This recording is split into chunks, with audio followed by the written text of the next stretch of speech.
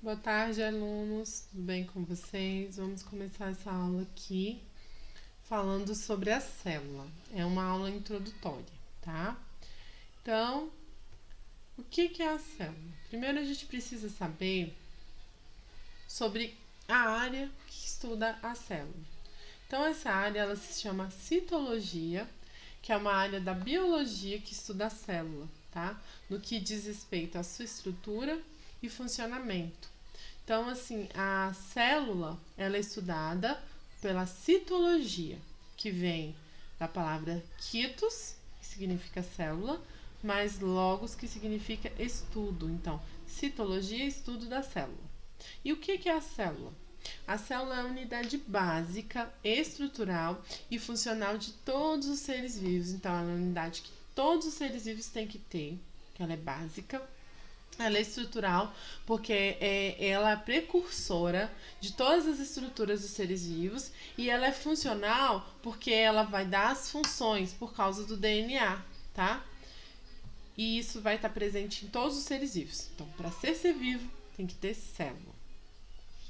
E como que se deu o estudo da célula? Como que começou isso aí? Foi a partir do inglês chamado Robert Hooke. Ele criou o primeiro microscópio e a gente vê nessa figura, essa primeira figura aí tem esse microscópio, né, convencional ali, muito primitivo, né, que foi usado por ele. E a palavra célula surgiu através do estudo desse cientista chamado Robert Hooke. Em 1667, ele usou pela primeira vez a palavra célula. E ele fez um microscópio muito simples, tá?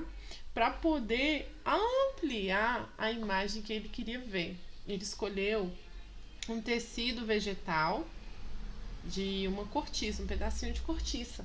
Ele partiu essa cortiça e colocou ali para poder ver o que tinha dentro dessa cortiça, que ele não podia ver com os olhos dele. Porque o que é? Para que serve o microscópio? Para ampliar a sua visão, para que você veja o que seus olhos não conseguem captar. E aí ele percebeu que essa cortiça era formada por numerosos compartimentos vazios, espaços vazios. E esses espaços ele deu o nome de célula, tá? Célula é uma palavra diminutiva do latim cella, que significa cavidade. Então, célula, a palavra célula vem de cavidade, de espaço pequeno. É um pequeno espaço, é uma cavidade pequena. E você pode observar nessa imagem embaixo do microscópio que você tem a célula da cortiça e você vê várias células dela menores. Aqui nós temos um microscópio. Por quê? Com o microscópio, ele é um instrumento que fez com que a gente conseguisse ter desenvolvimento nos estudos da célula e aí, a partir disso, desenvolver estudos sobre os seres vivos e melhorar a qualidade dos seres vivos, buscar informações para cura e tratamento de doenças, né? Melhorando o método científico. Foi a partir do microscópio. E esse microscópio do Robert Hooke foi melhorado. Hoje a gente tem desses dois exemplos aí de microscópio. O microscópio óptico, ele aumenta até 2000 vezes, então ele é usado em escolas, em laboratórios menores. E o microscópio eletrônico, né, que aumenta até 100 milhões de vezes, você vê colorido as imagens.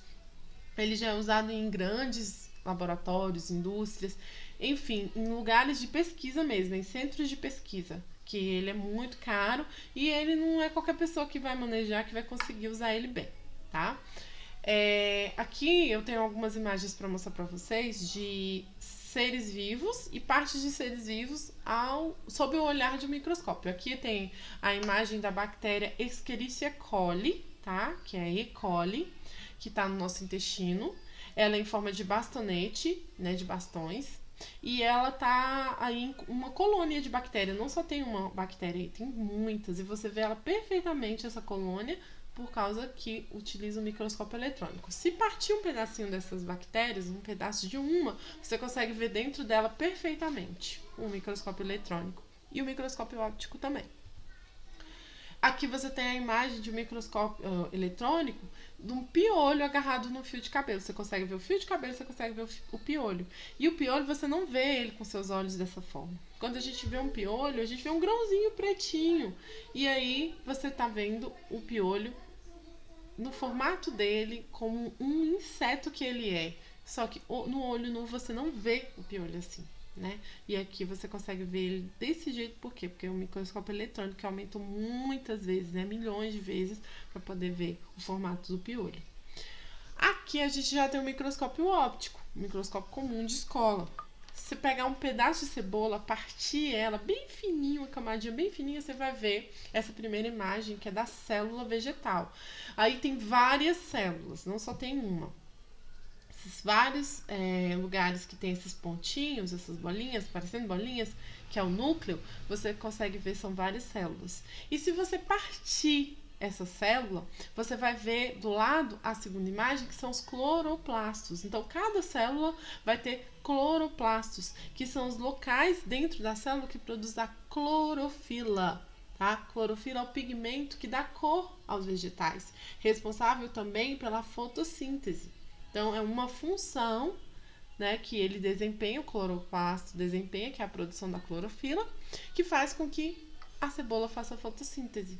Então, aí você consegue ampliar, melhorar os estudos na ciência sobre células com o uso do microscópio. Não tem como estudar células sem o microscópio, porque a célula você não vê com seus olhos, né? Tudo que é microscópico só consegue você ver o uso de um aparelho chamado microscópio. Tá?